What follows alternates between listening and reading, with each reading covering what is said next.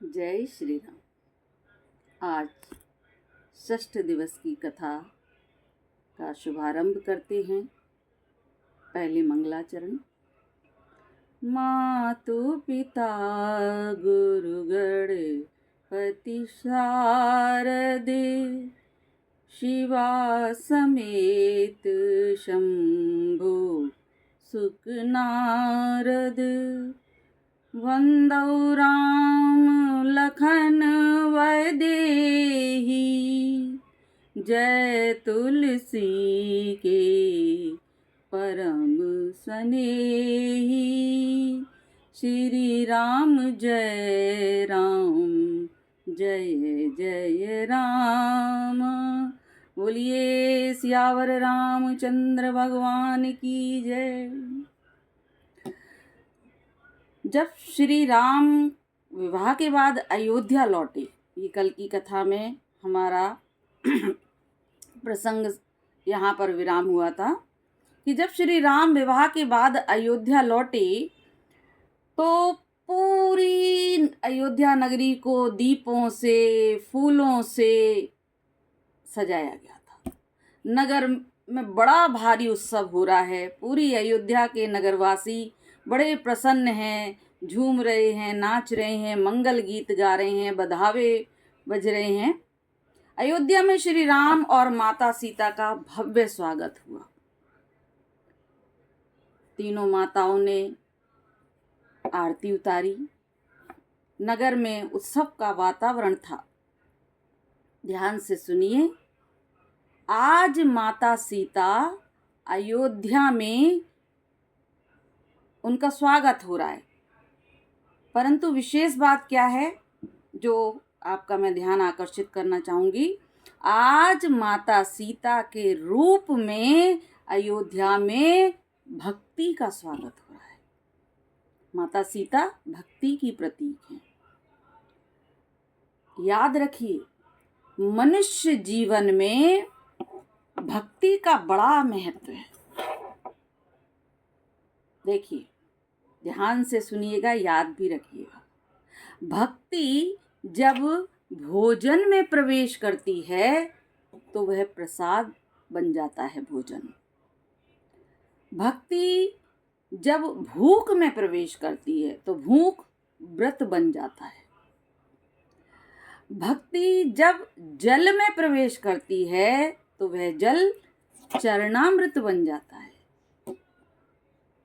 भक्ति जब यात्रा में प्रवेश करती है तो वह यात्रा तीर्थ यात्रा बन जाती है। भक्ति जब संगीत में प्रवेश करती है तो संगीत कीर्तन बन जाता है। भक्ति जब घर में प्रवेश करती है तो घर को मंदिर बना देती है। भक्ति जब कार्य में प्रवेश करती है तो कार्य को कर्म बना देती है। भक्ति जब क्रिया में प्रवेश करती है तो क्रिया को सेवा बना देती है। और भक्ति जब व्यक्ति में प्रवेश करती है तो व्यक्ति को महामानव बना देती है। कि भक्ति बिन नहीं निस्तरे, लाख करे जो कोई, शब्द सनेही होए रहे, घर को पहुँचे सोए। भक्ति गेंद चौगान की, भावई कोई लई आए, और कहें कबीर कछु भेद नहीं, कहाँ रंक कहाँ राय। बोलिए सियावर रामचंद्र भगवान की जय। भक्ति महारानी की जय। अब एक दिन दर्पण देखते हुए महाराज दशरथ ने विचार किया कि अब समय आ गया। दशरथ जी को अपने श्रवण के पास कुछ श्वेत केश नजर आए। इसकी भी बड़ी भारी व्याख्या है, लेकिन बड़ी कथाओं में ही हम कहते हैं यहाँ उतना सुलभ नहीं है समय छोटे वीडियो के कारण, कि दशरथ जी ने सोचा कि अब समय आ गया है, राम को युवराज बनाया जाए, और तुरंत पहुंचे गुरु के पास।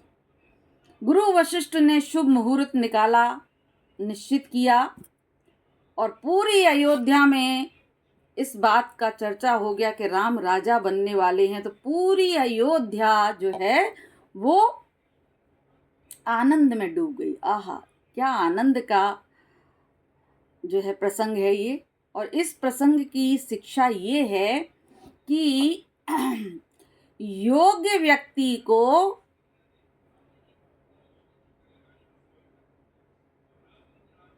समय पर उत्तरदायित्व देना समाज की उन्नति का आधार है। देखिए, राम ने कभी पद मांगा नहीं कि मुझे राजा बनाया जाए, मुझे सिंहासन दिया जाए, उन्होंने कभी नहीं मांगा। लेकिन योग्यता के कारण पद स्वयं उनके पास आ गया। कर्मण्येवाधिकारस्ते मा फलेषु कदाचन। कर्म करते रहो, फल की चिंता मत करो। हम सबको भी भगवान से यही प्रार्थना करनी चाहिए कि हे राम, हमें भी ऐसा जीवन दीजिए प्रभु कि सम्मान हमारे कर्मों से मिले, हमें मांगना ना पड़े। ये प्रार्थना हमें नित्य करनी चाहिए। अब देखिए, राम राजा बन रहे हैं, तो ये सुनकर सारी अयोध्या में खुशी की लहर छा गई। और उस रात अयोध्या वासियों की कांटे नहीं कट रही है, प्रतीक्षा हो रही है सुबह होने की, कि सुबह राजा बनेंगे हमारे राम। परंतु किसी को क्या पता होता है कि कल यही बधू सी लगने वाली अयोध्या विरह के आंसुओं में डूब जाएगी। ध्यान देना, कुछ कड़वी बातें पूरे इतिहास की दिशा बदल सकती है। आज की आगे की कथा बताती है कि गलत संगति और गलत सलाह जीवन को कैसे बदल देती है। जब कैकई की दासी मंथरा ने राज्याभिषेक की तैयारियां देखी तो उसके मन में ईर्ष्या जाग उठी। वो कैकई के पास गई और बोली कि यदि राम राजा बन गए तो भरत की उपेक्षा होगी। और धीरे धीरे उसने कैकई के मन में संदेह और मोह का विष भर दिया।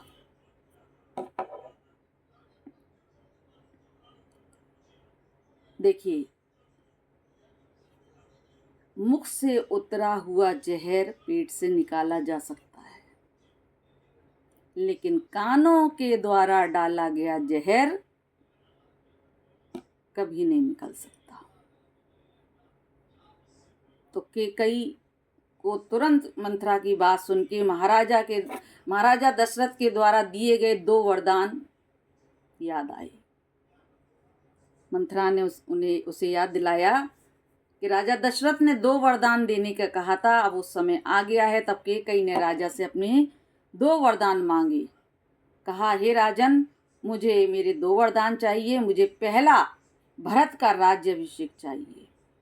राजा दशरथ ने स्वीकार कर लिया। ठीक है, मेरे लिए तो राम और भरत दोनों समान है और दोनों ही योग्य हैं। कैकई बोली, मेरा दूसरा वरदान भी है। क्या? बोली, राम को 14 वर्ष का वनवास दिया जाए। और ये सुनते ही महाराजा दशरथ स्तब्ध रह गए। कथा जीवन संदेश दे रही है कि बुरी संगति बुद्धि को भ्रमित कर देती है। एक गलत सलाह वर्षों के सुख को नष्ट कर देती है। विवेक के बिना लिया गया निर्णय परिवार और समाज दोनों को पीड़ा देता है। इसलिए व्यक्ति को बहुत सोच कर समझने के बाद ही कोई निर्णय लेना चाहिए। बोलिए, सच है ना? लेकिन एक सत्य यह भी है। कौन सा सत्य? होई सोई जो राम रचि राखा, को करि तरक बड़ा वही साखा। जो राम जी चाहते हैं होता तो वही है। आज हम सब भी प्रार्थना करें कि हे प्रभु, हमें ऐसी बुद्धि दीजिए कि हम सभी प्रकार की नकारात्मक बातों से बचें और सदैव सत्य तथा धर्म का साथ दें। बोलिए मर्यादा पुरुषोत्तम भगवान श्री रामचंद्र की जय। श्रोताओं, कल सप्तम दिवस की कथा में श्री राम का वनगमन, माता कौशल्या और कैकेयी का संवाद, लक्ष्मण एवं सीता जी का वन जाने का संकल्प, इन प्रसंगों का जो बड़े ही भावपूर्ण और मार्मिक प्रसंग हैं, इनका हम सब श्रवण करेंगे। आज की कथा में कथा का सूत्र हमें यही प्राप्त होता है कि किसी भी बात के निर्णय पर पहुंचने से पहले उसे 10 बार 20 बार अच्छी प्रकार से सोच लेना चाहिए। लिए गए निर्णय का भविष्य में उसका क्या परिणाम निकलेगा, ये सोच लेना चाहिए, तब उसे क्रियान्वित करना चाहिए। तो चलिए आज की कथा को हम यहाँ विराम दें। आप सबसे विनम्र निवेदन करती हूँ कि आप सब ज़्यादा से ज़्यादा वीडियो को लाइक करें, कमेंट करें और शेयर करें। कमेंट तो मेरे पास रोज़ बहुत अच्छे अच्छे आ रहे हैं। मन प्रसन्न हो जाता है कि मेरे सभी श्रोता जो हैं इतने आध्यात्मिक, धार्मिक हैं, प्रभु श्री राम से जुड़े हुए हैं। कल की कथा में मैं अपना एक विशेष कार्यक्रम के बारे में और बताऊंगी, इसलिए कल आप सब लोग मेरी कथा के वीडियो को ज़रूर देखें और चैनल को सब्सक्राइब करना ना भूलें। जाने से पूर्व एक बार मेरे साथ आप लोग, याद है ना प्रथम दिन आपको संकल्प कराया था, उस संकल्प को हम दोहरा लेते हैं। जिन्होंने दोहरा लिया है और दोहरा लीजिए, और नहीं दोहराया है तो आज आपका संकल्प जो है यहाँ पूरा होगा। चलिए गाइए मेरे साथ।